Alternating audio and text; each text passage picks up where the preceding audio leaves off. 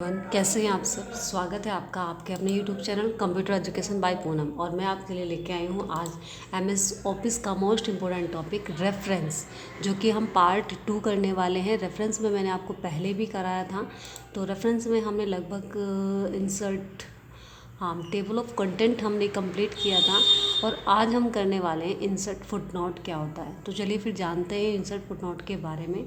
Insert footnote के बारे में पढ़ने के लिए सबसे पहले हम देखेंगे कि हमारे पास इंसर्ट फुटनोट का यहाँ पे क्या है कि अगर आपने कोई शब्द लिखा हुआ है जो कि शॉर्ट फॉर्म दी हुई है और आप चाहते हैं कि सामने वाले व्यक्ति को अगर उसकी शॉर्ट फॉर्म उसकी कंप्लीट फॉर्म नहीं पता है, फुल फॉर्म नहीं पता है, तो हम चाहते हैं कि सामने वाले को यहीं पर हमारे ही मैटर के अंदर उसे उसकी फुल फॉर्म भी दिखाई दे। जैसे कि अगर मैं बात करूं कि मैंने यहाँ पे लिखा है, जैसे रैम लिख दिया है हमने, ठीक है, ये हमने लिखा है रैम। तो अगर मैं कहूँ कि सिर्फ नॉर्मली हमने समझने के लिए ऐसे ही जब हम बात कर रहे हैं तो हमने पूरा ना लिखकर हमने इसको रैम लिख दिया है। तो अब आप चाहते हैं उसकी फुल फॉर्म सामने वाले व्यक्ति को अगर नहीं पता तो कैसे पता चलेगी। तो उसके लिए हम क्या करेंगे कि हमारे पास इंसर्ट फुटनोट पर हमें जाना होगा और जहाँ हम देखेंगे सबसे लास्ट में आके हम देखेंगे पेज के, तो यहाँ हम क्या करेंगे उसकी फुल फॉर्म लिख देंगे। जैसे हमने लिख दिया है रैंडम एक्सेस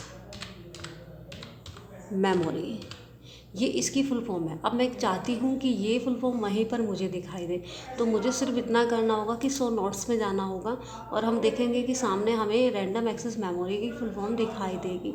ऐसे अगर आपको लगता है कि कहीं और भी कुछ मैटर आपका लिखा हुआ है और उसकी शॉर्ट फॉर्म लिखी हुई है, जैसे मैंने रोम की ही बात करें हम, तो रोम लिखा हुआ है, तो आप अब इंसर्ट फुटनोट ना करके आप नेक्स्ट फुटनोट पर जाएंगे, क्योंकि आपने कहा है कि पहले पेज पर भी आपने इंसर्ट फुटनोट लगाया है और आप दूसरे पेज पर भी लगाना चाहते हैं। तो दूसरे पेज के लिए आपने नेक्स्ट फुटनोट पर क्लिक करना है और अब आप यहाँ से इंसर्ट फुटनोट पर वापस क्लिक करेंगे।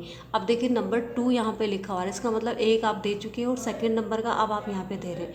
तो रोम की फुल फॉर्म क्या होती है? रीड ओनली मेमोरी, ठीक है।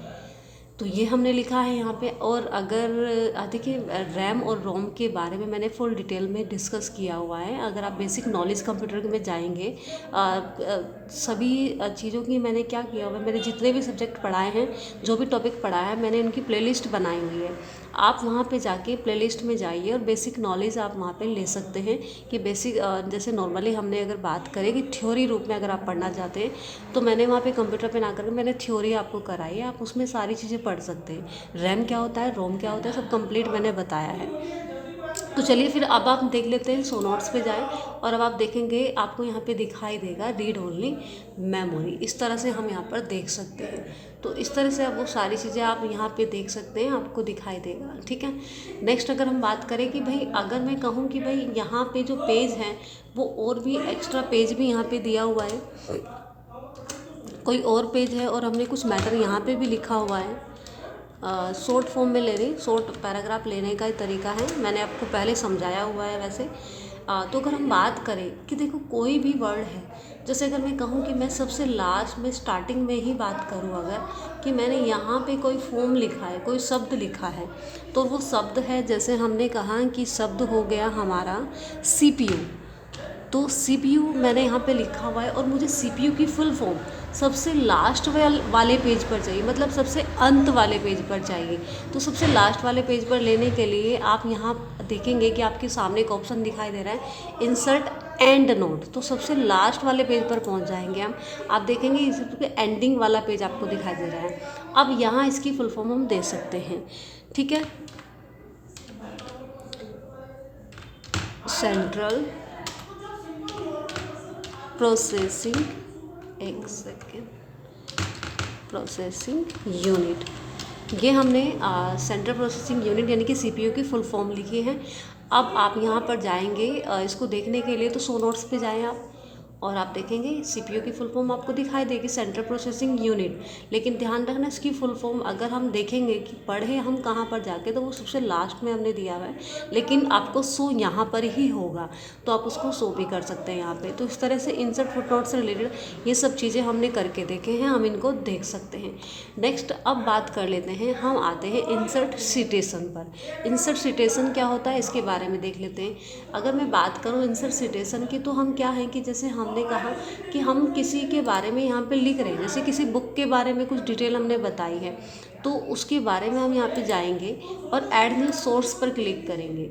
जैसे आपने कहा कि जैसे आपने देखा होगा स्टार्टिंग में जब कोई बुक कोई लिखता है राइटर, तो उसके बारे में लिखा होता है कब किस राइटर ने लिखी है, कब पब्लिश कराई थी, तो वो सब चीज़ें लिखी होती है वहाँ पे। तो उसी तरीके से अगर आप यहाँ पर देना चाहते हैं अपने डॉक्यूमेंट से रिलेटेड डिटेल, तो आप यहाँ से टाइप ऑफ सोर्स में जाए जिसमें कि आपने जो लिखा हुआ है वो आप लिखें। जैसे आपने जर्नल आर्टिकल बनाया है या बुक के बारे में आप देना चाहते हैं या कोई रिपोर्ट आप यहाँ पर दे रहे हैं, तो उस तरीके से आप यहाँ पे चीज़ें दे सकते हैं। जैसे मैंने कहा कि मैं बुक के बारे में बात करी, कंप्यूटर बुक की, तो ऑथर कौन है, मान लिया अभी जो भी बंदा इस बारे में काम कर रहा है, हो सकता है कि आप काम कर रहे हैं। तो जैसे मैंने कहा यहाँ पर ऑथर है, जैसे मैंने पूनम सहगल लिख दिया है, ठीक है। अब आप यहाँ पे टाइटल पे जाइए। टाइटल आपने कहा कि आपकी बुक का टाइटल क्या है, तो आप अपनी बुक का टाइटल दे देंगे। तो हमने कहा कंप्यूटर एजुकेशन, ठीक है। अब हम बात करें ईयर, कब आप लिख रहे हैं, 2022। उसके बाद सिटी, आप सिटी के बारे में बता दीजिए कि कहाँ से आप उसको कर रहे हैं, कहाँ से आप बिलोंग करते हैं, कहाँ रहने वाले हैं, या आप कहाँ से उसको देख रहे हैं। तो जैसे मैंने कहा SR यानी कि सहारनपुर हम दे सकते हैं। और नेक्स्ट पब्लिश ईयर हम बात करें, तो ये आपको देना है कि कौन सी पब्लिश ईयर से आप करा रहे हैं, कहाँ से करा रहे हैं आप बुक को। तो इस तरह से हमने कोई भी यहाँ पर देना है। जैसे मैंने SRE पब्लिकेशन हाउस, ठीक है। तो पब्लिकेशन इस तरह से हमने कोई भी लिखा है यहाँ पे, जो भी नाम आप देना चाहेंगे। उसके बाद इसे ओके करना है, और ओके करने के बाद आप देखेंगे सहगल के नाम से यहाँ पे दिखाई देता है, जो कि मेरा नाम है, मैंने अपने नाम से यहाँ पर दिया है। जो भी बंदा उसमें काम कर रहा है वो अपने नाम से उसको दे सकता है, या पर्टिकुलर जिसने बनाया है या जिसने काम किया है उसके बारे में आप दे सकते हैं। तो नेक्स्ट अगर हम बात करें, इसको अब मुझे शो करना है पूरा, तो मैंने सोर्स में जाए आप एक बार, और यहाँ से अपनी डिटेल आपके सामने उसको क्लिक करके क्लोज करके बाहर आ जाएगी। अब यहाँ से देखो स्टाइल का मीनिंग यहाँ पे क्या है, जैसे आप लैंग्वेज चेंज करते हैं ना, कि आप उसको सीधे क्रम में लेना चाहते हैं, उल्टे क्रम में लेना चाहते हैं, मतलब आप सीक्वेंस क्या रखना चाहते हैं। नेम शॉर्ट, आप नेम शॉर्ट के अकॉर्डिंग लेना चाहते हैं, टाइटल सामने आना चाहिए, टाइटल शॉर्ट में लेना चाहते हैं, या फर्स्ट एलिमेंट एंड डेट भी आप उसमें शामिल करना चाहते हैं। तो जिस तरह से आप चीज़ें वहाँ पर लेना चाहते हैं वो चीज़ आप यहाँ पर ले सकते हैं, या फिर ये भी स्टार्टिंग से ही आप रख सकते हैं। नेक्स्ट अब भी बायोग्राफी पे जाएं आप, और यहाँ से आप उस लिस्ट को कंप्लीट ले सकते हैं। जैसे यहाँ पे पहले ही वर्ड आपको ऑप्शन मिल जाएगा, तो आप उस पर क्लिक कर देंगे और आप देखेंगे कि सहगल के नाम से आपने जो भी यानी कि बनाया है, जिस व्यक्ति ने बनाया है उसका नेम आएगा, कंप्यूटर एजुकेशन, और कहाँ से पब्लिश कराया है उसके अकॉर्डिंग भी डिटेल यहाँ पर दी हुई है। तो इस तरीके से हम यहाँ पर ले सकते हैं। जैसे कि मैंने आपको टेबल ऑफ कंटेंट के अकॉर्डिंग मैंने बताया था कि हम यहाँ पर अपना जो भी हम सब्जेक्ट हमने लिया है, कंटेंट हम तैयार कर रहे हैं उसके अकॉर्डिंग, जैसे यहाँ पर था हमारे सबसे फर्स्ट वाले पेज पर ये कंटेंट हमने बनाया था। तो इस तरीके से आप यहाँ पर इसी तरह से कोई बुक से रिलेटेड आप कंटेंट भी यहाँ पर दे रहे हैं, तो उसी तरह हम यहाँ पर और भी एक्स्ट्रा चीज़ें ले सकते हैं। जैसे अगर मैं कहूँ कि भाई मुझे यहाँ पे एक और यहाँ पे क्या लेना है, बायोग्राफी, यहाँ पे सिटेशन ऐड करना है, तो सिटेशन ऐड करने के लिए आपको मैनेज सोर्स में जाएंगे, और आपका पहले से बना हुआ जो भी यहाँ पे सिटेशन है उसको ले आप कॉपी करें, एंड उसको ले के आप क्लोज करके बाहर आ जाइए। अब यहाँ पे अपडेट सिटेशन एंड बायोग्राफी पर क्लिक कर देंगे, तो आप देखेंगे दूसरे व्यक्ति के नाम से भी वहाँ पे वो चीज़ें आपको मिल जाएगी। तो इस तरह से हम इसको ले सकते हैं। आई होप आपको समझ आया होगा और आपने अच्छे से इसको सीखा भी होगा। तो चलिए फिर मिलते हैं नेक्स्ट वीडियो में। और ये सेशन आपको कैसा लगा ज़रूर बताइएगा मुझे कमेंट्स में, और आपने इसको करके देखा नहीं देखा है वो भी आप मुझे कमेंट्स में बता दीजिएगा।